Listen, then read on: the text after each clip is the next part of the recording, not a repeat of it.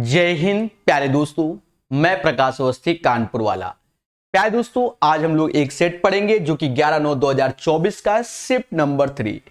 Session को start करने से पहले बता दूं, इसकी पीडीएफ टेलीग्राम ग्रुप में मिल जाएगी। पहला क्वेश्चन, उस त्रिभुज पी क्यू आर पर विचार कीजिए जो आर पर समकोण है। एक त्रिभुज बना लो जैसा बोल रहा है, और उसने कहा आर एंगल हमारा 90 डिग्री है, जिसमें पी क्यू बराबर 29 है। तो पी क्यू 29 है, अब आर यहां तो पी और क्यू यही बनेगा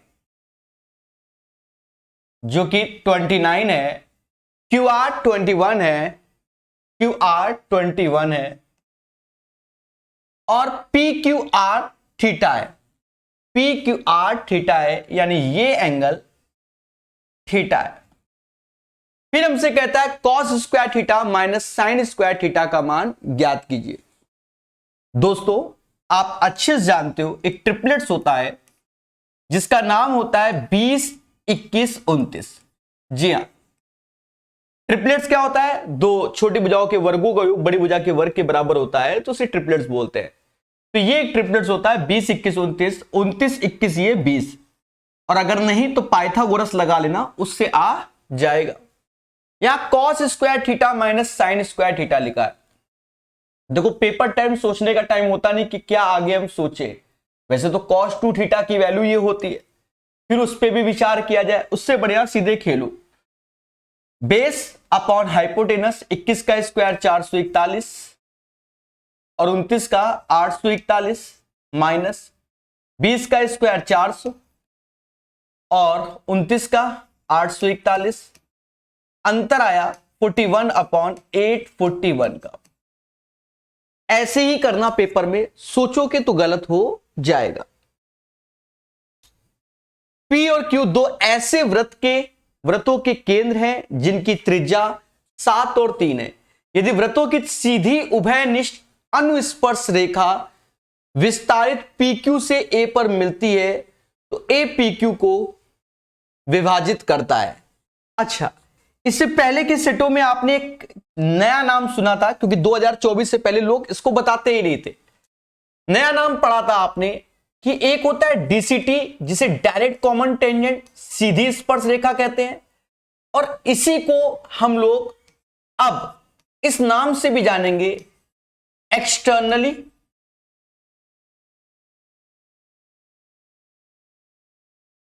कॉमन टेंजेंट के नाम से। सेम चीज आपने सुना था टीसीटी, ट्रांसवर्सल कॉमन टेंजेंट, जिसका नाम अब हम लोग याद रखेंगे इंटरनली कॉमन टेंजेंट के नाम से। इससे पहले जब सेट में क्वेश्चन आया था तो वहां हमने बताया भी था, नया क्वेश्चन था। यहां पर सीधे उभयनिष्ठ अनुस्पर्श रेखा, जब सीधी उभयनिष्ठ अनुस्पर्श रेखा यानी डायरेक्ट कॉमन टेंजेंट, तो वहां सारा मैटर एक्सटर्नली होगा। अब जब एक्सटर्नली होगा तो इंटरनली वाले ऑप्शंस हमारे कैंसिल हो जाएंगे। इंटरनली वाले ऑप्शंस हमारे कैंसिल हो जाएंगे। अब या तो ऑप्शंस बी होगा या ऑप्शंस क्या होगा, डी होगा। इन्हीं में से कोई अपना क्या होगा, आंसर होगा प्यारे दोस्तों। ठीक है, तो प्यारे दोस्तों अब हम लोग क्या करें, तो ध्यान देना, ध्यान देना। देखो, यहां पर कहता है पी और क्यू दो ऐसे वृत्तों के केंद्र जिनकी त्रिज्या 7 और 3 है। एक बड़ा वृत्त बन जाएगा और एक छोटा वृत्त बन जाएगा, और त्रिज्याएं इसकी 7 और 3 बोली गई हैं। यदि वृत्तों की सीधी उभयनिष्ठ अनुस्पर्श रेखा पी क्यू से ए पर मिलती है, यानी इसके बारे में ये चर्चा कर रहा है। कि इसकी जो डायरेक्ट कॉमन टेंजेंट है वो P और Q है, और ये हमारी कहां पर पहुंच रही है, A पर मिलती है। पहले की त्रिज्या 7 है, तो आप अच्छे से जानते हो कि सेंटर से ये परपेंडिकुलर होता है, तो ये भी 7 होगा। सेंटर से ये भी परपेंडिकुलर होता है, तो ये भी 3 होगा, क्योंकि ये त्रिज्याएं बोली गई हैं। ठीक है, त्रिज्याएं बोली गए।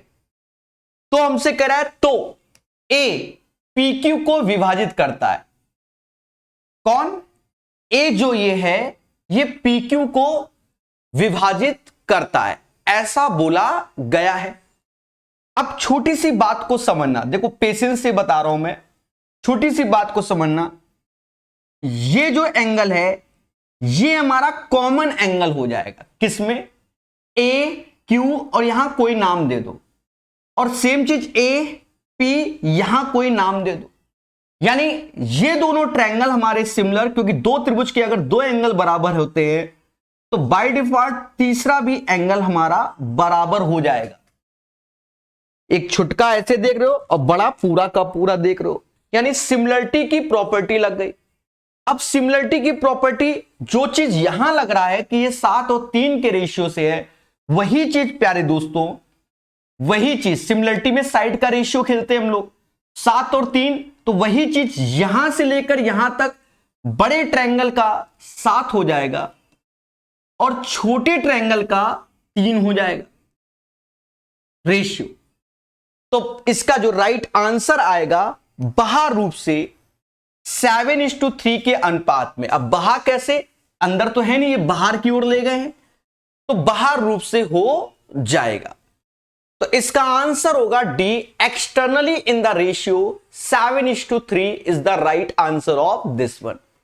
उम्मीद है कॉन्सेप्ट आपको पूर्णतः क्लियर हो गए होंगे।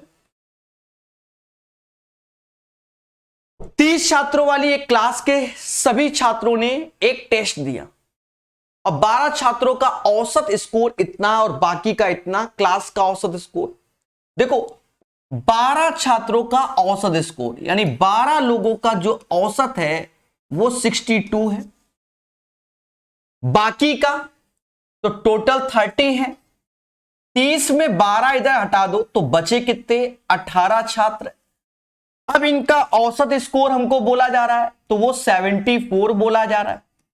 अब आप लोग अच्छे से जानते हो कि हम लोग रेशियो ले लेते हैं, ये 2:3 का रेशियो हो जाएगा। इसमें भी आप जानते हो कि हम मिनिमम वैल्यू को लेते हैं, 62 या 74 में मिनिमम कौन है? 62। 62 तो औसत होगा ही होगा। इससे ये 12 ज्यादा, एक का 12 एक्स्ट्रा, तो 3 का 36 एक्स्ट्रा। अब ये 36 इन दोनों में इस सम से डिवाइड कर देंगे, यानी 7.2 आ जाएगा। इसको ऐड करेंगे तो 69.2 is the right answer.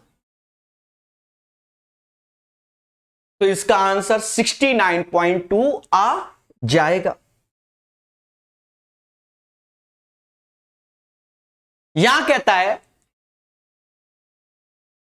If Saloni monthly income is 75,000, यानी सलोनी की जो इनकम है वो 75,000 है। How much money does she spend on rent and education?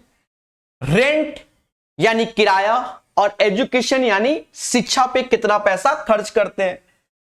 तो रेंट पे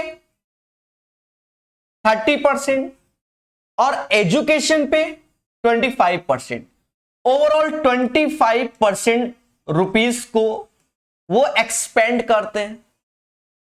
अब ये किसका? 75,000 का। तो इसको अब हमें कैलकुलेट करना पड़ेगा। तरीके बहुत से हैं, आप चाहो तो सिंपल सा कर लो, परसेंटेज 2 जीरो। अब 55 का टेबल पढ़ लो या 75 का पढ़ लो। 75 का पढ़ना आसान है क्योंकि 375 होता है 5 टाइम्स में। फिर ऐसे या निंजा टेक्निक कर लो, इसका हाफ कर लो तो 375 हो गया। इसका हाफ, इसका डबल कर लो, 110 हो गया। तो 0 ऐसे। अब 11 का गुणा करना ही करना है, तो 11 का इंटू तो आप जानते हो कि पहला 5 ऐसे रख दो, 7 5 12 हासिल 1, 7 3 10 11 हासिल 1, 41,250 आ जाएगा। This is the right answer of this one, 41,250 हो जाएगा। है ना आसान क्वेश्चन। चलिए, ये 50 लिखा हुआ है, ये ध्यान रखना।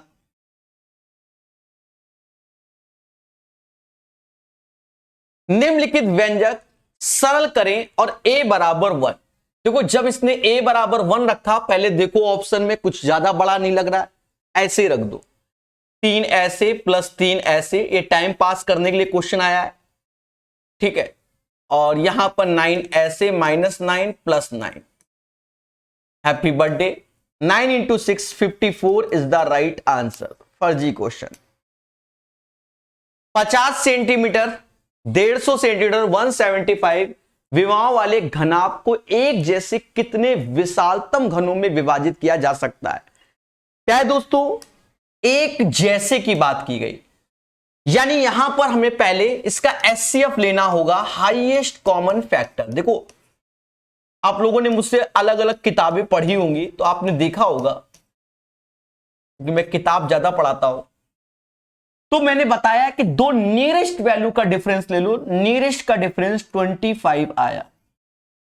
अब देखो 25 से सभी जाते हैं, सभी जाते हैं, यानी इसका एचसीएफ 25 ही हो गया। बाकी और भी ट्रिक लगती है। अच्छा, दोनों के आयतन बराबर कर दो, तो क्यूबॉइड का जो वॉल्यूम होगा 50 into 1 50 into 1 75 is equal to n times 25 का क्यूब, क्योंकि यहां पर इसने बोला how many largest identical cubes, तो क्यूब्स के बारे में बोला गया, तो क्यूब्स 25 का क्यूब हो जाएगा। मैं 3 टाइम्स लिख दे रहा हूं, एक्चुअल में इससे काटो, ये 2 टाइम्स गया, ये 6 टाइम्स गया, ये 7 टाइम्स गया, बस मल्टीप्लाई कर लो। 14 6 84 इज द राइट आंसर। तो इस क्वेश्चन का आंसर 84 आ जाएगा। ये क्वेश्चन क्या है दोस्तों, ट्रिग्नोमेट्री का ये क्वेश्चन है, मैं 2 बार बता देता हूं, तो 2 स्टार इसलिए दे रहा हूं कि मैं 2 बार बता रहा हूं, इसलिए। हाँ समझ रहे हैं। देखो यदि p sin a minus cos A बराबर 1, कह रहा भैया इसको बता दो, तो पहला तो आप दिमाग लगाओ हिट एंड ट्रायल वाला। हिट एंड ट्रायल का मतलब समझे, हिट एंड ट्रायल क्या, एक ऐसी वैल्यू यहां पर एंगल ए की पुट कर दो जिससे इक्वेशन को सेटिस्फाई हो जाए, मोटा मोटा। तो जैसा कि मैं देख रहा हूं कि अगर मैं a बराबर 90 डिग्री रख देता हूं, वो इसी को हिट एंड ट्रायल भी बोलते हैं, जो आप सोचो कि सर ने क्या बोल दिया। इस इक्वेशन में एक ऐसी वैल्यू पुट करनी है जो सेटिस्फाई हो जाए। अगर मैं a बराबर 90 डिग्री रखता हूं, तो हमें p तो वैसे भी चाहिए, तो p वाले में a बराबर 0 तो रख ही नहीं सकते, क्योंकि p गैबे हो जाएगा। 90 रख रहा हूं तो p ऐसे आएगा, sin 90 1 cos 90 0, तो ये 1, यानी p बराबर 1 आ गया। ठीक है। अच्छा, मैं हिट एंड ट्रायल शब्द का प्रयोग कर रहा हूं, वो शब्द यहां नहीं यूज होना है, यहां पर ऐसी वैल्यू रखनी है, इक्वेशन सेटिस्फाई नहीं कराना, हमें p का एक मान निकालना है। ठीक है, p का मान निकालना है, आप अलग अलग वैल्यू रख के भी खेल सकते हो। ठीक है, इक्वेशन हमने एक p का मान निकाल लिया कि p इज इक्वल टू 1 आ गया। ठीक है, आप कोई और वैल्यू रख के कुछ और आएगा तो वो फिर यहां सेटिस्फाई होगा, क्योंकि कॉस है तो फिर एंगल से खेला हो जाएगा। ठीक है, 1 रख दो 1, अब यहां cos 90 तो 0 हो गया, पूरा समाज 0 हो गया, तो सीधे आंसर 1। तो जिसका ये दिमाग एग्जामिनेशन हॉल में लग गया होगा, 100% सही आंसर, 100% सही आंसर। समझ में आया? हमने यहां पर a का मतलब a का एंगल पुटिंग किया, तो हमने a बराबर 90 रख दिया, 30 भी रख सकते हैं, 60 भी रख सकते हैं, 45 भी रख सकते हैं, पर उससे अजीब और गरीब वैल्यू बन जाएंगी कैलकुलेशन के लिए।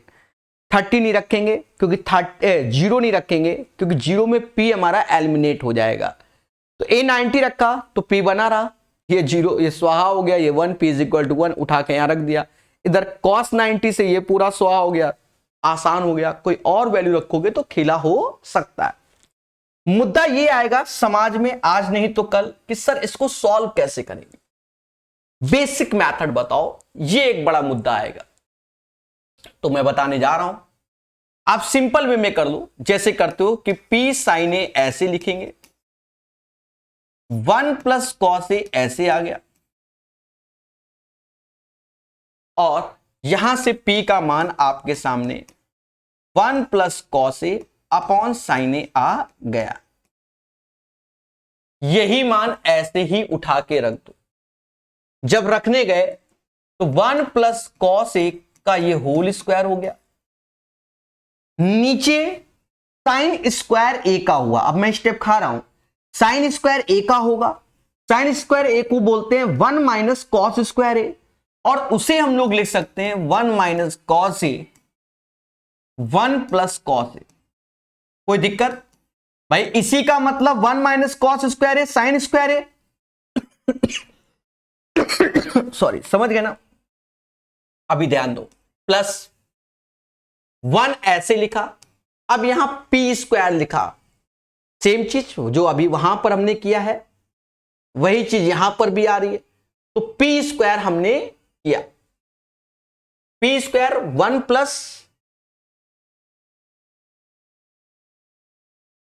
cos, अब ये स्टेप खा जाएंगे अभी, पर अभी तो हम ऐसे ही लिख दे रहे हैं, ऐसे लिख दे रहे हैं, और ये cos a ऐसे आया।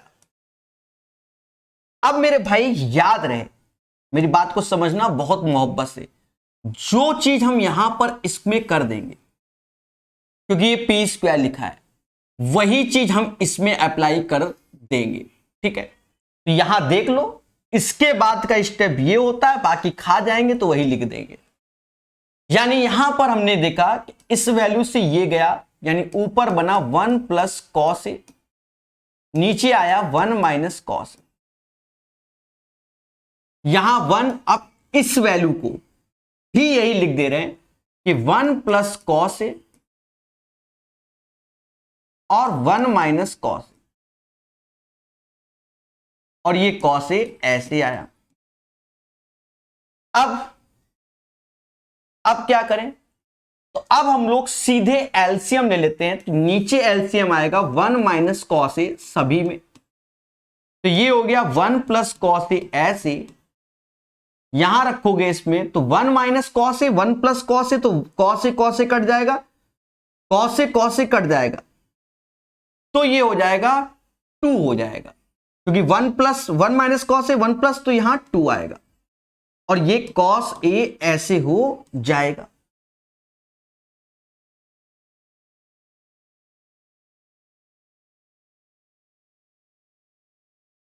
ठीक है, अच्छा एक बात को समझो, एक मिस्टेक हुई है, यहां पर बाहर माइनस का सिंबल है और यहां हम प्लस के सिंबल लेते हुए चले जा रहे हैं।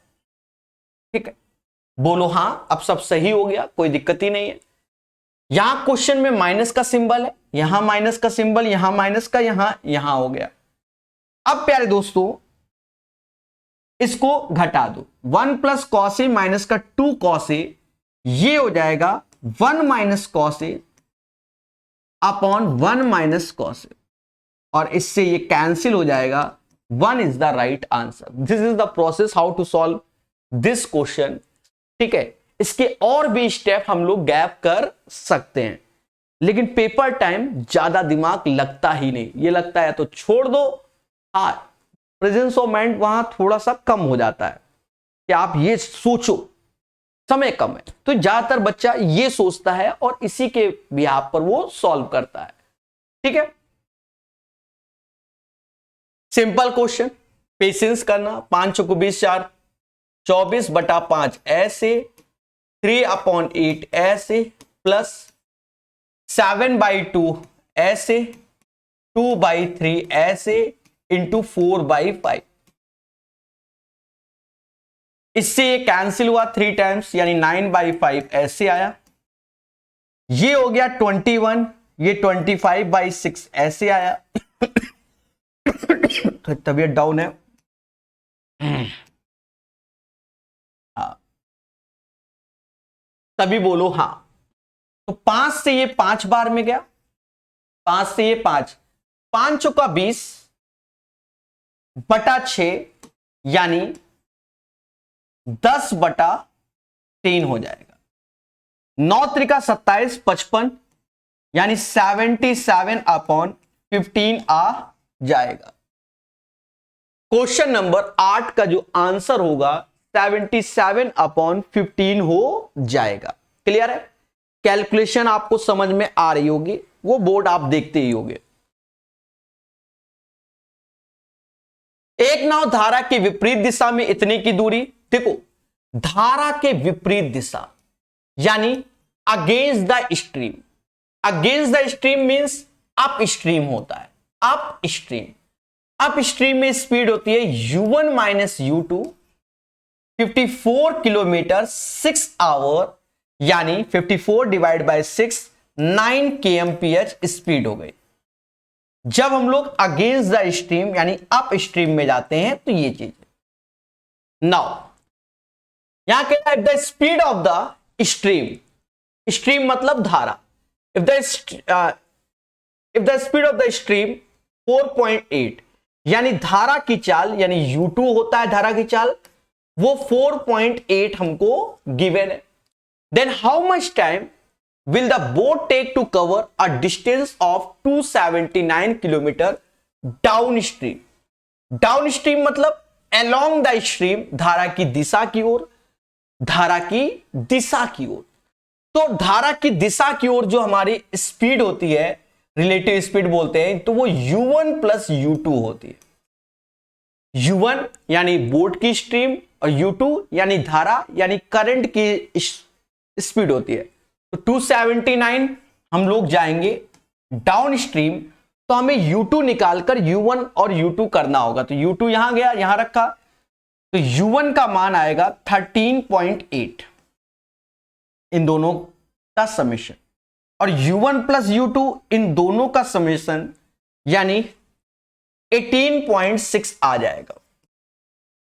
ठीक है, अब इससे डिवाइड किया हमने तो पॉइंट आया, तो यहां 0 आया।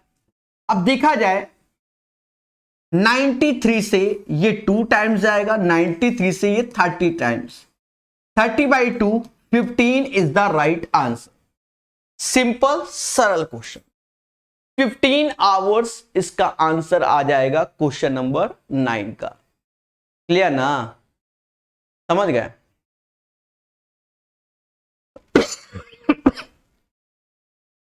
सॉरी, कहता है हमसे क्वेश्चन में the given table shows the total import of goods. Import और एक्सपोर्ट के बारे में चर्चा होगा। इंपोर्ट गुड्स दिखा है, इंपोर्ट का मतलब हिंदी में आयात होता है, of 5 companies in 5 year. The total export यानी समझ गए ना, निर्यात, export of all the companies in the year इतना 2013 2013 में 300 lakhs के बारे में, यानी 2013 ये है, और इसमें हम लोग एक्सपोर्ट कर रहे हैं। ध्यान देना, जो ये बोल रहा है उसको समझो। एक्सपोर्ट कर रहे हैं 300 lakhs रुपीस। ठीक है, find the total profit and loss of all the companies in the year 2013। और यहां कह रहा है assume the profit export import. तो ये जो डेटा हमको गिवन है, क्योंकि यहां बोल रहा है जो डेटा आपको गिवन है, ये डेटा आपको इंपोर्ट का गिवन है, यहां एक्सपोर्ट का, और दोनों का डिफरेंस ही हमारा प्रॉफिट है। तो बस हमें क्या है, यहां डेटा को जोड़ना होगा। आपको दिख रहा होगा ये 30 लिखा है, ये 60 लिखा है, ये 70 लिखा है, ये 15 लिखा है, और ये 19। इसको ऐड करना है। देखो मोटा मोटा जोड़ते हैं, आप तो जानते हो। ये 100 हो गया, ये 150 यानी 250 हो गया, और 15 265 यानी जो इंपोर्ट है हमारा, इंपोर्ट है वो 265 है। तो दोनों का डिफरेंस यानी 35 लाख हमारा एज ए प्रॉफिट हो जाएगा। 35 लाख का लाभ हो गया, ये हमारा आंसर है। सिंपल सरल आंसर, समझ गए। क्वेश्चन कहता है Siddhi sells her scooter for this one. भैया सिद्धि के पास स्कूटर है और 31,902 में बेचती है। Earn a profit equal to 1/6 of the selling price. ये बात याद रखना, मतलब विक्रय मूल्य के बराबर लाभ कमाती है। तो 1/6 जो प्रॉफिट है वो 1/6 ऑन सेलिंग प्राइस। तो this is the selling price, 6 as a treat होगा हमारा selling price, 1 as a treat होगा प्रॉफिट। दोनों का जो डिफरेंस होगा यानी अंतर, वो 5 हमारा एज ए ट्रीट होगा कॉस्ट प्राइस। बोलो सभी लोग हाँ। यानी 5 की चीज अगर आप 6 में बेचते हो तो आपको प्रॉफिट होता है। याद रहे इसका डिफरेंस लिखते हैं जब ये सेलिंग प्राइस होता है, ठीक है। तो यहां पर इस वैल्यू का कोई यूज नहीं है, ये याद रखना। हमसे कहता है फाइंड हर प्रॉफिट, उस हर प्रॉफिट परसेंटेज, उसको प्रतिशत लाभ बताओ। तो 5 रुपए की कोई चीज थी,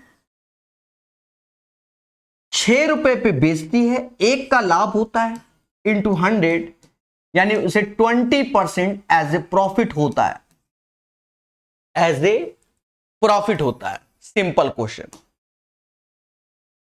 ट्रायंगल एबीसी में 1.5 इतना इतना, तो इसका मान देखो, वी नो दैट, हम लोग अच्छे से जानते हैं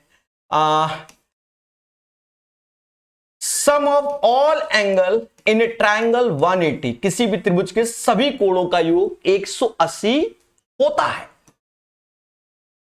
अब हमें 1/4 एंगल ए निकालना है।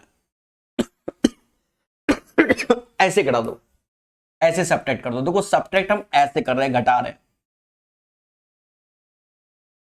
एंगल ए में से हाफ ऑफ ए जाएगा तो हाफ ऑफ ए ही बचेगा।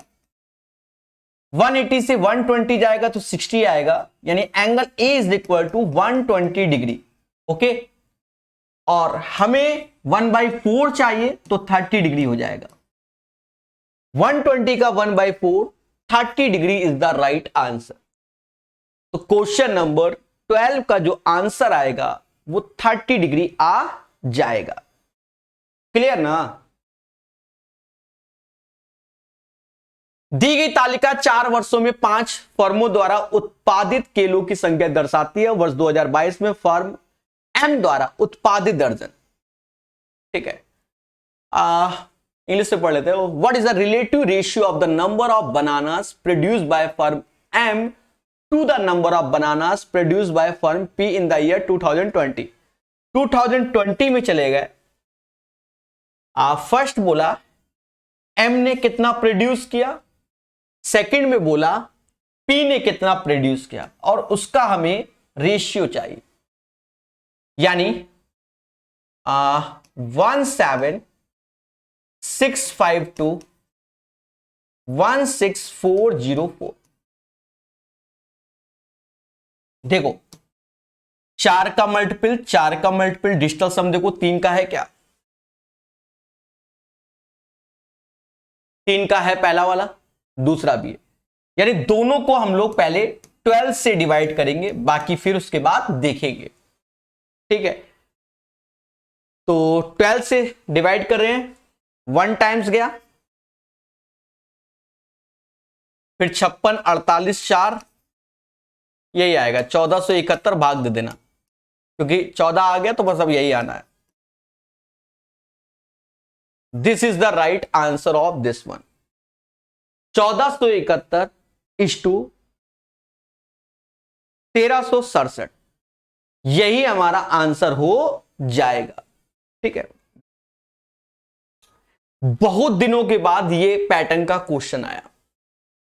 मैं इसको 3 स्टार सिर्फ इस बात के लिए दे रहा हूं क्योंकि ये बहुत दिन बाद आया। लेकिन अगर कोई बच्चा एसएससी की तैयारी कर रहा है और इस क्वेश्चन को अगर गलत करके आया है, इसका मतलब उसने एसएससी की तैयारी ही नहीं की है। और बताओ सर ऐसा क्यों कह रहे हो?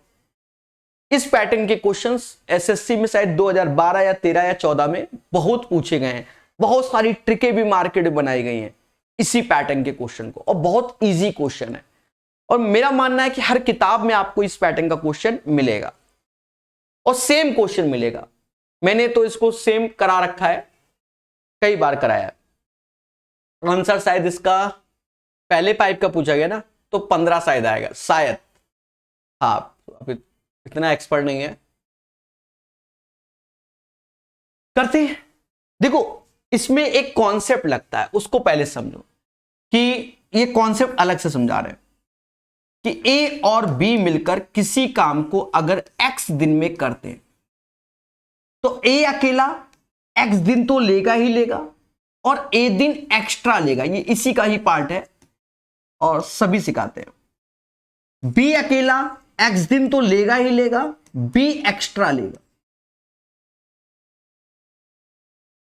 और जब इसको सॉल्व करते हैं, क्योंकि दोनों मिलकर एक्स दिन में, ए इतना बी इतना, तो सीधे इसमें एक्स का जो मान होता है वो अंडर रूट ए बी होता है। अंडर रूट ए बी, ये एक रिजल्ट होता है पूरे टाइम एंड वर्क में। इस रिजल्ट को तैयार करवाया जाता है और कोई रॉकेट साइंस नहीं है, सॉल्व करोगे तो प्रूव हो जाता है मुश्किल से 1 मिनट के अंदर। अब हम क्वेश्चन पढ़ते हैं। चलो, जब पहले 2 पाइप एक साथ कार्य करते हैं वे टंकी को उतनी अवधि में भरते हैं जितनी अवधि में तीसरा पाइप भरता है। यानी पहले 2 पाइप का नाम अभी हम ए और बी ही लेंगे। तो ये जितना समय लगाते हैं, जितना ए बी समय लगाते हैं, उतना समय सी लगाता है अकॉर्डिंग टू द क्वेश्चन। ये चीज माइंड में यूज होगी अंत में। सारा मुद्दा है यहां से यहां तक, और इसी को लिखना सीखना है। कह रहा दूसरा पाइप पहले पाइप की तुलना में 5 घंटे जल्दी से भर सकता है, किंतु तीसरे पाइप की तुलना में 4 घंटे धीमे। तो अब यहां पर देखो 3 नाम आ गए, ए बी सी। तीसरे पाइप को आप एक्स मान लो। अब सुनना कि ये कोई काम एक्स घंटे में करता है, तो कह रहा किंतु तीसरे पाइप की तुलना में 4 घंटे धीमे, यानी सी कोई काम एक्स घंटे में करता है, तो बी जो काम होगा एक्स प्लस 4 घंटे में। सर यहां तो x माइनस 4 करना चाहिए था, आप प्लस क्यों कर रहे हो? सुनो तो, आप कोई काम 10 घंटे में कर लेते हो और आप मुझसे कह रहे हो कि आप 4 घंटे धीमे हो, तो क्या मैं 6 घंटे हो जाऊंगा? है? अरे मुझे 4 घंटे आपसे ज्यादा लगेंगे, मैं आपसे धीमा हूं। तो यहां पर यही वर्ड है, दूसरा पाइप पहले की तुलना 5, वो छोड़ दो, दूसरा पाइप किंतु तीसरे पाइप की तुलना में 4 घंटे धीमे है। यानी तीसरा पाइप अगर कोई काम x घंटे में करता है तो दूसरा पाइप 4 घंटे अधिक ले रहा है, तो x प्लस 4 होगा। x माइनस 4 नहीं कि तुम 10 घंटे में, हम 6 घंटे में, नहीं, समझ गए ना। अब फिर आए, फिर लाइन पढ़ेंगे a के लिए। फिर वहीं से दूसरा पाइप पहले पाइप की तुलना में टंकी को 5 घंटे जल्दी भर देता है। दूसरा पाइप पहले पाइप की तुलना में 5 घंटे जल्दी भर देता है। 5 घंटे जल्दी, तो ये ए वाला 5 घंटे देर से भर रहा है, क्योंकि बी 5 घंटे जल्दी, तो इसमें 5 और जोड़ दो, तो ये x प्लस 9। और यही मुद्दा है, इसी लाइन को बार बार समझना है। बी कोई काम इतने घंटे में करता है, तो ए 5 घंटे देरी में कर रहा है, क्योंकि बी 5 घंटे जल्दी कर रहा है। तो 5 घंटे जोड़ दोगे तो x प्लस 9 से ये 5 घंटे कम है। अब ये इस पैटर्न में क्यों लिखा गया? क्योंकि माइंड में ये चलना चाहिए, तभी ये जल्दी होगा, अदरवाइज डस लेगा। बस खत्म हो गया क्वेश्चन। क्वेश्चन में अब दबी नहीं है। देखो देखो गौर से देखो, a प्लस बी एक्स, यहां देखो सी एक्स है, यहां x, ठीक है। अब अगर मैं a की बात करता हूं तो x के साथ a एक्स्ट्रा, b की बात x के साथ b एक्स्ट्रा। तो अगर मुझे x निकालना है तो सीधे अंडर रूट 9 इंटू 4 बाहर आ जाएगा, 6 आ जाएगा। और हमसे कह रहा पहला पाइप, तो यहां पर पहला पाइप इतना समय लेता है, 9 plus 6 15 hours is the right answer. एक प्यारा क्वेश्चन है, और मैं फिर से बोल रहा हूं, अगर रेलवे एसएससी की तैयारी करते समय किसी बच्चे से ये क्वेश्चन गलत हुआ है तो इसका मतलब उसने पढ़ाई ही नहीं की। मैं ओपन बोल रहा हूं, ठीक है। चलिए, नमन किसी दुकानदार से 720 में कुछ सेब। अच्छा, ऐसा क्वेश्चन या तो मैंने लेटेस्ट में सीएचएसएल में देखा है 2024 सीएचएसएल के पेपर में, या यूपी पुलिस कांस्टेबल, 100% इन्हीं दो एग्जाम में से किसी में देखा है। अब मैं इतने सारे एग्जाम का करा रहा हूं तो मुझे ध्यान नहीं आ रहा, बिल्कुल सेम पैटर्न शायद यूपी पुलिस कांस्टेबल में आया था शायद, जैसा मुझे लग रहा है। इसको मैं 3 स्टार दे रहा हूं, बड़े पेशेंस से करा रहा हूं, आसान है। नमन किसी दुकान से 720 में कुछ सेब खरीदता है, वह कीमत पर मोल भाव करता है। अच्छा, जब ये पहली बार क्वेश्चन आया तो हम बेसिक से ही करते हैं, देखना कितनी जल्दी होगा। मान लो x हमारा रेट है, y हमारा क्वांटिटी है। बहुत बेसिक से बता रहा हूं, अब जल्दी करके दिखाऊंगा। x इंटू वाई 720 रुपए में हो गया। भाई टोटल में 720 रुपए खर्च करता हूं, x रुपए के हिसाब से y आर्टिकल खरीदता हूं। फिर उसके बाद आगे की चर्चा, वह कीमत पर मोल भाव करता है और दुकानदार कीमत पर प्रति सेब 2 रुपए की कमी कर देता है। तो कमी किस में कर रहा है? रेट में कर रहा है, कमी रेट में कर रहा है। इसके कारण नमन पहले खरीदे गए सेब से 4 अधिक सेब खरीदता है। पहले y खरीद रहा है, तो अब नमन खरीद रहा है y+4 सेब, प्यारे दोस्तों, और ये 720 के। बस इस लाइन को सॉल्व कर लेते हैं, सिंपल होता है। एक्स वाई ऐसे, माइनस का 2i प्लस का 4x माइनस का 8 बराबर 720 ऐसे आया। थोड़ा सा फास्ट कर लेंगे, एक्स वाई की वैल्यू 720 ही हो गई, तो यानी इससे ये कैंसिल हो जाएगा।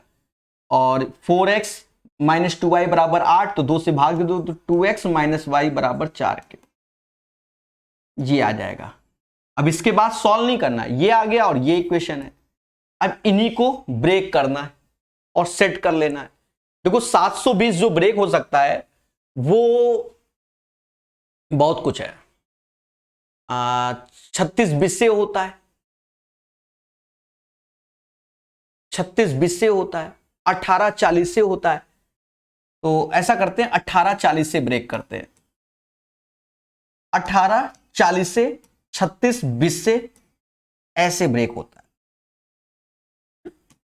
ठीक है। और भी चीजों में ब्रेक होता है, पहले इन्हीं दो को देखते हैं। देखो, अगर मैं x का मान 20 लेता हूं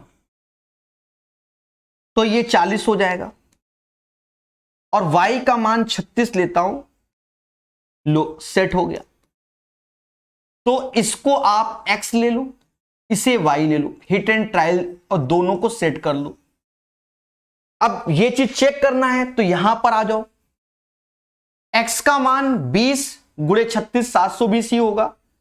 अगर 20 में 2 कम कर दे तो 18 आएगा ऊपर वाला, और 36 में 4 जोड़ दो, देखो 40 आएगा कि नहीं आएगा। तो 18 गुणे 40 720 आ जाएगा, यानी सेटिस्फाई हो गया। तो उसने पहले कितने सेब खरीदे, पहले कितने सेब खरीदे, तो क्वांटिटी सेब की पूछी गई है, तो वो y जो कि 36 हो जाएगा।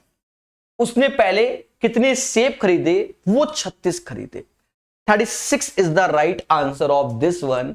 सभी मुस्कुरा के बोलो हां सर, हमें क्लियर हो गया। तो इसका आंसर 36 आ जाएगा। तो इसमें कोई रॉकेट साइंस नहीं है, पहली बार बनाया है तो आप ऐसे करोगे। जब ये पहले एग्जामों में आ चुका है, उस केस में जो बच्चा आज की डेट में है, तो वो क्या करता है, x इंटू वाई लिखता है, 720 लिखता है। और 720 को जो हम लोग ब्रेक कर सकते हैं वो कई तरीके से, 18 गुणे 40 में ब्रेक कर सकते हैं, और 36 गुणे 20 में, और भी ब्रेक कर सकते हैं। वो डिपेंड करता है वैल्यू कैसी है। फिर हम लोग जब क्वेश्चन पढ़ते हैं कि वह मोल भाव करता है और दुकानदार कीमत में प्रति 2 किलोग्राम की कमी कर देता है, तो देखो इसी चीज में हमारा बन जाता है कि पहला जो होगा वो 36 गुणे 20 रुपए में, यानी प्राइस उसका 20 होगा, क्वांटिटी 36 होगी। प्राइस में 2 रुपए की कमी कर देगा 18, तो क्वांटिटी में वृद्धि हो जाएगी 4 की, तो वो 40 हो जाएगा। 18 चौको 72, तो आंसर आपका 36 आ जाएगा। तो इस चीज को ध्यान रखना, देखो कुछ क्वेश्चन के लॉजिक को तैयार रखना होता है, ठीक है। तो ये बेटर रहेगा, शायद सेम वैल्यू पे ही प्रीवियस ईयर क्वेश्चन आया हुआ है, ठीक है। एक महिला अपनी आय का 2/3 व्यय कर देती है, तो ऐसा करो उसकी आय को 3 समझ लो कि उसकी इनकम 3 है, एक्सपेंडिचर 2 है और सेविंग 1 हो जाएगी। जो बोल रहा है एक महिला अपनी आय का 2/3, तो एक्सपेंडिचर 2, सेविंग 1। फिर हमसे कहता है कि उसकी आय में 18% की वृद्धि होती है, यानी इनकम में 18% की वृद्धि, 18 ત્યાં 54 यानी 3.54 हो जाएगा। और वह यानी एक्सपेंडिचर में 24% की वृद्धि होती है, इसका 24% निकालोगे तो 0.48 होगा, तो 2.48 हो जाएगा। उसकी बचत में कितनी प्रतिशत की वृद्धि होगी ये पूछा गया, तो दोनों का डिफरेंस लोगे तो 1.06 आएगा। तो सेविंग परसेंटेज, तो दोनों का अंतर समझ गए ना, 0.06 अपॉन 1 इंटू 100, यानी 6% सेविंग में वृद्धि हो जाएगी। सिंपल सरल क्वेश्चन। ये क्वेश्चन देखो, ये मैंने बहुत दिन बाद देखा। आप प्रकाश सर मैथ ऐप में जाओगे, फ्री क्लासेस देखोगे, हमारी अलजेब्रा की पड़ी हुई है 21-22 घंटे की। उस शुरुआत में ही 6 घंटे में ये सब सिखाया जाता है। ये तो कुछ लेवल ही नहीं आ रहा आजकल। मैंने देखा है अलजेब्रा अभी ना CHSL में कोई लेवल आया, ना अभी इसमें कोई लेवल आया कि जिसमें दिमाग लगाना पड़े। ये सब ट्रेडिशनल क्वेश्चन है, पहले समझो ट्रेडिशनल है। मैं लिख देता हूं तो लिखने ज्यादा समझ में आएगा। बहुत आसान क्वेश्चन है, अगर मैं देखूं तो सीधे आंसर 79 आ जाएगा। पर कैसे, पहले से मालूम है और क्या। हाँ देखो जब हम लोग पढ़ते हैं फॉर्मूला भाव 1 का 2 जिसे बोलते हैं, x + 1/x बराबर अगर a है, तो हम लोगों को यही पढ़ाया जाता था x² + 1/x², a² माइनस का 2 होगा। बोलो हाँ, यही फॉर्मूला हम लोग पढ़ते हैं भाव 1 का 2। तो यहां पर तो ये दोनों सेम सेम है, लेकिन यहां पर ये दोनों सेम सेम नहीं है, यहां पर ये दोनों सेम सेम नहीं है। बोलो हां, कोई दिक्कत नहीं। अब प्यारे दोस्तों ध्यान देना, यहां सेम सेम बनाना पड़ता है, तो करना क्या है, यहां 3 का मल्टीप्लाई कर दो। जब 3 का मल्टीप्लाई यहां किया, यहां किया, यहां किया, तो एक तरीके से ये 3x + 1/3x बराबर 9। अच्छा, जब आप फ्री क्लासेस में देखोगे तो उसको अलग ढंग से समझाया है। ये सिर्फ अभी एक क्वेश्चन है तो ऐसे ही बता दे रहे हैं। अब ऐसे ऐसे ऐसे भाव 1 का 2, तो सीधे 9² - 2 79 आ जाएगा। हाँ, ये पहले बता दिया, अलग ढंग से समझाया। आप अभी यही वाला तरीका था आसान आपके लिए। ट्रायंगल एबीसी में 2 माध्यिकाएं एडी और बीई है। अच्छा, पहले बहुत अच्छे अच्छे क्वेश्चन आया करते थे। A B C, cut off भी तो कम जाती थी। ट्रायंगल एबीसी में 2 माध्यिकाएं एडी और बीई है। एडी माध्यिका है और बीई माध्यिका है। अच्छा, माध्यिका जो एक दूसरे को, ये हमारा जी हो जाएगा, सेंट्रोइड होता है। सेंट्रोइड क्या होता है,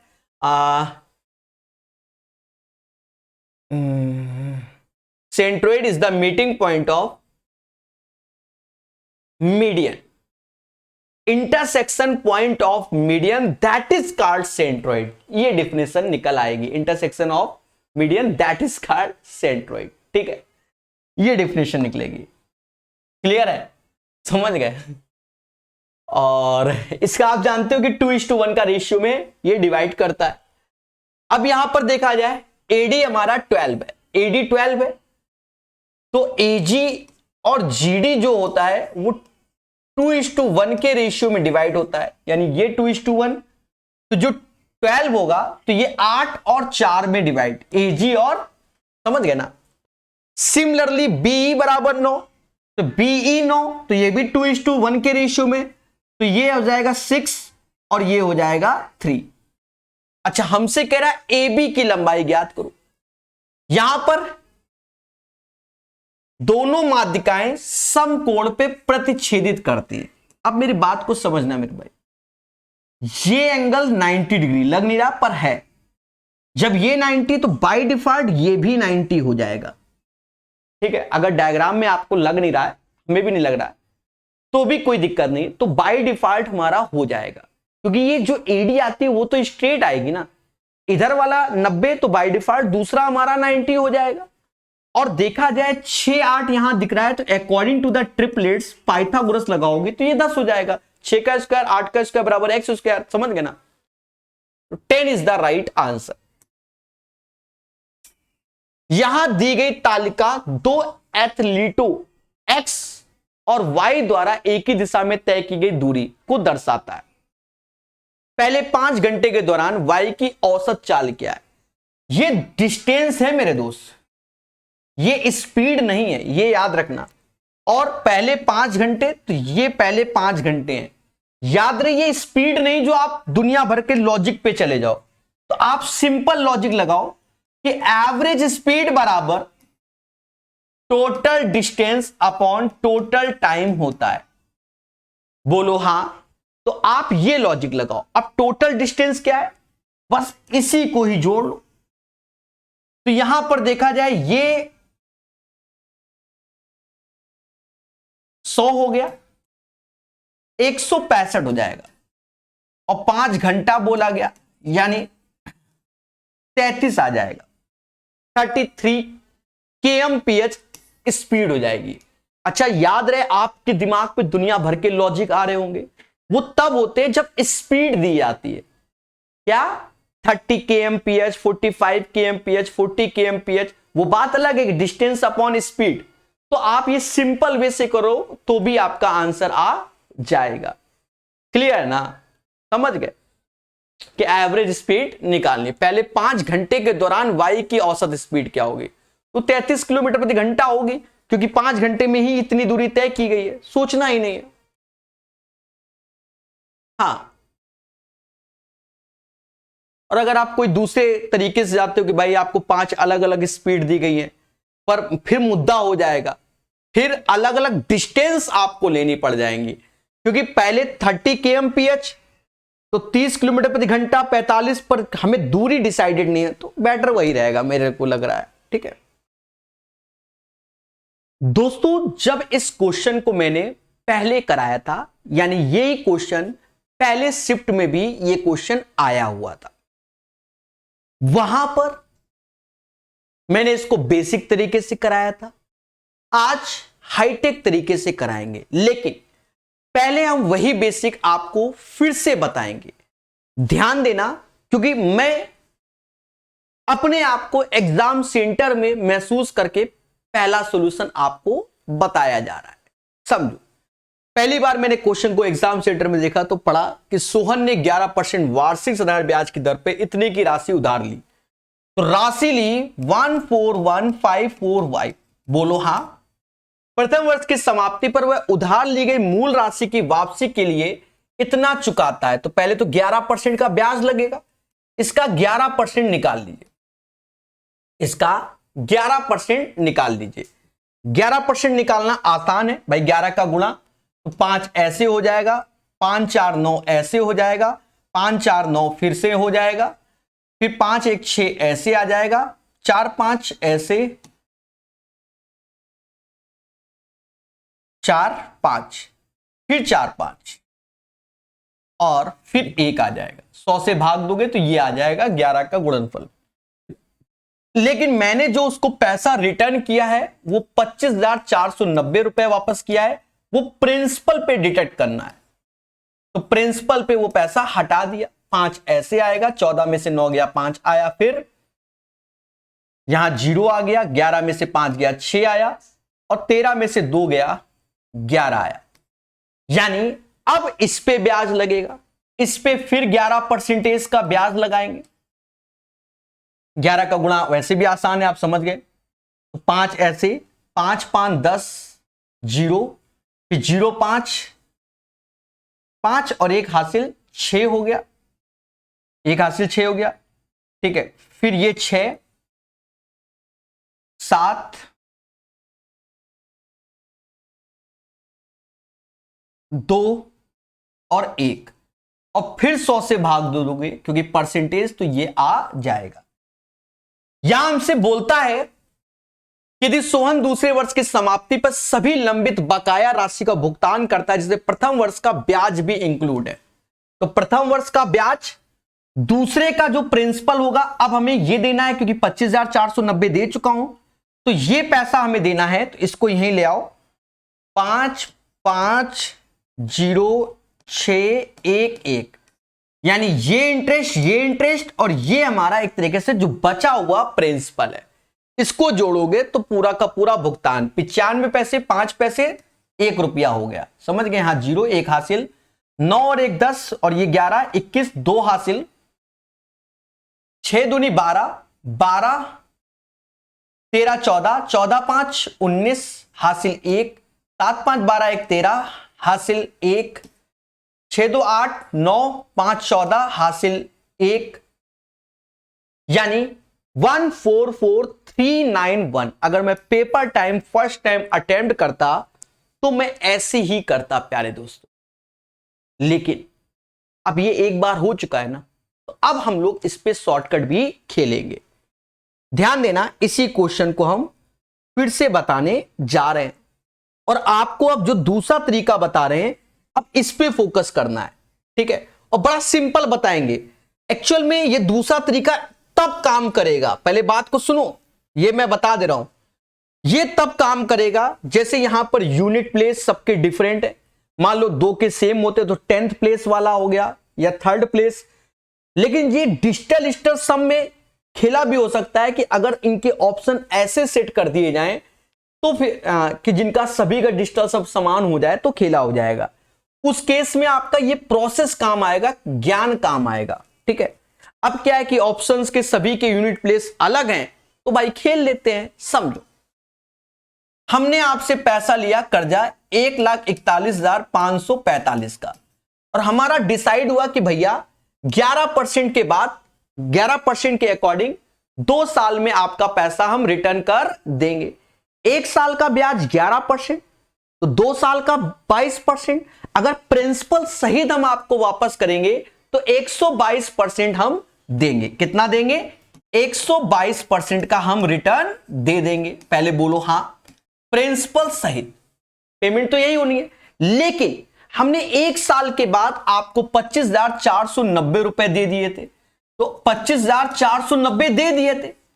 अब मुद्दा यह है कि जो ये पैसा हम दे रहे हैं यहां पर हमने इसको काउंट नहीं किया, तो इसको घटाना होगा। पहला साल हो गया, यहां देखिए पहला साल हो गया, जब दूसरे साल में गए तो हमें तो इस पे ब्याज देना है, लेकिन हमने जब इसका 122% कर दिया, मतलब 22% ब्याज हो गया और 100% अमाउंट, तो ये पैसा भी इंक्लूड हो गया इसमें पैसा भी और इस पे ब्याज लगा हुआ भी जोड़ दिया हमने, तभी तो 122%। तो अब ये पैसे के साथ इस पे 11% का जो ब्याज लगाया है वो भी घटाना होगा, यानी एज ए अमाउंट तो 100 में 11 जोड़ोगे 111% घटाना है। बस हो गया, इतना ही लॉजिक है। बस इसे कैलकुलेट करना है और इसका यूनिट प्लेस निकाल लेना, आंसर आ जाएगा। अब यूनिट प्लेस कैसे निकालें? पेशेंस, क्योंकि यहां दशमलव बनेगा ही बनेगा, तो इसलिए पेशेंस रखना है। अब दशमलव क्यों बनेगा सर? अभी किया तो है लास्ट में 2 डिजिट, तो वहां खेला हो जाता है। समझो, यहां पहले इसका आधा कर लो तो 61 हो जाएगा, इसका डबल कर लो तो 14 का 28, 15 का 30 और ये 90। बोलो हां, अभी उसमें कुछ नहीं कर रहे ये चीज। अब देखो एक चीज, देखो परसेंटेज एक जीरो तो खाएगा ही खाएगा और यहां दशमलव लग जाएगा। सेम चीज परसेंटेज, एक जीरो तो खाएगा और यहां दशमलव लग जाएगा। यानी ऑप्शन में कहीं दशमलव नहीं, कहीं ऊपर लिखा नहीं कि लगभग है। तो अच्छा, कभी कभी मैंने देखा कि लगभग में भी आंसर आता तो नियरेस्ट इंटीजर लगा देते हैं। फिलहाल इसमें नहीं किया गया, इसलिए शॉर्टकट मार्केट में लॉन्च है, समझो। तो अब क्या है, लास्ट टू डिजिट खेल लो, यहां 2 डिजिट, यहां 2 डिजिट, इसके 2 डिजिट, इसके 2 डिजिट खेल लो, बस और कुछ नहीं करना। अब 2 डिजिट खेल लो तो 9 का ही गुणा कर लो, 9 और 54 तो 5 भाई, 0 9 तो 9 का 54, अब आगे का 5 नहीं लिखना। यहां का खेल लो तो 11 का गुणा तो 9 ऐसे आएगा और 9 4 13 तो 3 ऐसे लिखोगे, 3 ऐसे लिखोगे और इससे घटाओगे। तो अब यहां दशमलव तो था ही था, तो यहां दशमलव मेंटेन कर लो। 9 में से 9 गया 0, 4 में से 3 गया 1 आया, और यूनिट प्लेस में 1 इसी के है और किसी के नहीं, तो ये आंसर हो जाएगा। कैसा लगा? अब अगर यूनिट प्लेस का ना होता, 10th प्लेस का होता, तो फिर हम और 3 डिजिट करके खेल लेते, समझ गए? तो फिर हम आंसर निकाल लेते। तो ये चीज है। तो पेपर वाले ने इसको टफ नहीं बनाया। टफ कब बना देता? यहां ऑप्शंस उसने लगभग में लिखे होते, यानी दशमलव के बाद समथिंग कुछ संख्या होती तो कोबरा बन के बच्चों को डसता। उस केस में जिस बच्चे ने ऐसे अटेम्प्ट किया होता तो आंसर सही होता। फिर किसी भी टीचर का कोई भी लॉजिक काम नहीं करता। मैंने कई बार देखा है अर्थमेटिक में, लगभग में जब आंसर आते हैं तब खेला हो जाता है और लिखता भी नहीं है इंटीजर में कि जैसे 2.3 आ गया तो 3.3 हटा दिया और आंसर बता दिया, तब डस लेता है। चलिए अब आसान क्वेश्चन तेज पढ़ेंगे। उस लघुत्तम अंक से प्रस्तापित करें जो ये देखो, यहां पर 7 2 3 ये एस्ट्रिक का सिंबल है, मैं एक्स लिख दे रहा हूं। 5 6 एक्स्ट्रिक का सिंबल है, एक्स लिख दे रहा हूं। और हमें 6 से डिवाइड करना है। देखो 6 से डिवीजन में तो ये 2 और 3 से डिविजिबल होना चाहिए, 2 और 3, यानी ये इवन होना चाहिए, यानी x का मान इवन होगा तो और तो हट जाएंगे। अब या 2 होगा या 4 होगा, 2 होगा या 4 होगा। तो अब 3 से डिविजिबिलिटी देखो तो 7 2 9, 3 चला गया ये। अब यहां पर अगर मैं 4 4 रख दूं तो ये 14 हो जा रहा है। 4 4 5 4 चला गया, 4 एक्स्ट्रा 13 हो रहा है, जो कि 3 से डिविजिबल नहीं है। तो मेरे दोस्त अब 2 2 रखना पड़ेगा, क्योंकि पहला ऑप्शन 4 4 था, अब 2 2 रख दो। 5 2 7 2 9, जो कि 3 का मल्टीपल होता है, तो राइट आंसर यही होगा।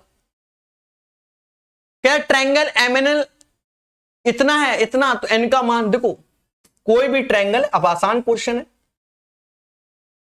एल एम एन और उसमें एल 118 है और यहां एल एम और एल एन बराबर, तो आधार के दोनों कोण बराबर, तो 118 90 में 180 में से घटा लो और बटा 2 कर दो। तो कहीं ना कहीं जब घटा रहे होगे तो 62 आएगा और बटा 2 31 आ जाएगा। तो 31 is the right answer of this one. इस क्वेश्चन का आंसर प्यारे दोस्तों 31 आएगा, 31 आएगा। अब बहुत से बच्चे धरने में बैठ गए होंगे कि सर जी आपने 118 ऐसे क्यों बना दिया, 118 तो ऐसे बनना नहीं चाहिए। मेरे भाई आप ऐसे नहीं बनाना। देखो यहां पर एक रफली फिगर बनाया गया और पेपर टाइम इतना दिमाग नहीं रखता हूं मैं आपको सही बताऊं, मैं वैसे सॉल्व करता हूं जो बच्चा पेपर में फीलिंग। अब 118 तो फिर आप ऐसे फीलिंग कर लोगे कि भाई फिगर ऐसे होना चाहिए, एक हमारा अधिक कोण होना चाहिए, ऑब्ट्यूज एंगल होना चाहिए। तब उस केस में ये 118 ऐसे, जो कि एल ऐसे और फिर एम और एन ऐसे। तो ये 118 तो आधार के ये दोनों कोण, मतलब बोला है ये बराबर है तो आधार के दोनों कोण बराबर होंगे, तो वही चीज है हमारी। 180 में 118 गया, ये दोनों बराबर, 31 आंसर। तो फिर डायग्राम ऐसे सजाने के नंबर नहीं मिलते। राम एक पंखा खरीदता है, उस पर 8% की छूट मिलती है, हालांकि वह 3 पंखे खरीदता है जिस पे 6% की छूट है। पहले पे 6%, तो 100 में 6 कम कर दो तो 94% का पंखा मिल रहा है। दूसरे पंखे पे 10%, तो यानी 90% पे पंखा मिल रहा है। तीसरा पंखा ले रहे हो तो 12% यानी 88%, और ओवरऑल उसने भुगतान किया इतना। तो प्रत्येक पंखे का अंकित मूल्य क्या है? देखो कई जगह ऑफर चलते हैं कि आप अगर एक आर्टिकल ले रहे हो तो 6% का ऑफर देंगे, अगर आप 2 आर्टिकल ले रहे हो तो पहले पे 6, दूसरे पे हम 10 दे देंगे, अगर तीसरा भी लोगे तो हम तीसरे पे 12% छूट दे देंगे। ये चीज है, और ये होता है होलसेल में। आप एक चीज ले रहे हो, 100 ले रहे हो, तो 100 के रेट अलग लगेंगे, एक का रेट अलग लगता है। तो यहां पर मेरे भाई 9 त्रिका 27, 272 आ जाएगा। 272% का मान कहीं ना कहीं हम एक साथ भुगतान कर रहे हैं 6800 के साथ। 100% निकाल लो, तो यहां से प्रिंसिपल निकालना पड़ेगा ना 100%। तो प्रत्येक पंखे का अंकित मूल्य अपने आप में 100%। तो 17 चौकू 68, 17 से भाग दे दो, 17 एकम 17, ये 16% आ गया। 16% बराबर 400 के, तो इसमें 25 का गुणा होगा, इसमें भी 25 का कर लो। 16 25 400, तो 100 25 2500, यानी प्रत्येक पंखे का अंकित मूल्य 2500 है। तो जो पहली लाइन है उसे 8% की छूट मिलती है, इसका कहीं लेना देना नहीं, क्योंकि आगे यदि वे 3 पंखे और इतना, तो ये answer what will be the market price of each fan, जो कि आपके सामने आंसर है। ठीक है, कह रहा भैया इसका मान कॉम्प्लीमेंट्री, देखो साइन का कॉम्प्लीमेंट्री कॉस होगा। 74 में क्या जोड़ दें कि 90 हो जाए, तो 16 जोड़ दो। 10 का कॉम्प्लीमेंट्री कॉट होगा, 74 में क्या जोड़ दें कि 90 हो जाए, 16। First one is the right answer, cos 16 cot 16, यही प्यारे दोस्तों आंसर हो जाएगा। यहां प्यारे दोस्तों हमसे पूछा गया है मेन प्रोपोर्शनल बताना। मेन प्रोपोर्शनल अगर हम बताएंगे तो इन दोनों का स्क्वायर रूट लेना होगा, सिमिलरली इन दोनों का स्क्वायर रूट लेना होगा अगर हमें मेन प्रोपोर्शनल निकालना है। इसका स्क्वायर रूट लोगे तो 1.1, और इसका लोगे तो 0.3 आएगा, इसका लोगे तो 0.4, और इसका लोगे तो 0.6 आएगा। अब इसे कैलकुलेट कर लेंगे, कहीं ना कहीं दशमलव हटा दीजिए, और ये 33 हो जाएगा, और ये हमारा 24 हो जाएगा। 3 से डिवाइड करोगे तो ये 11 आ जाएगा, और ये 8 आ जाएगा, यानी 11:8 is the right answer of this one. उम्मीद है आपको ये सेशन समझ में आया होगा प्यारे दोस्तों। इसकी पीडीएफ टेलीग्राम में आपको मिल जाएगी। धन्यवाद आप सभी को तहे दिल से।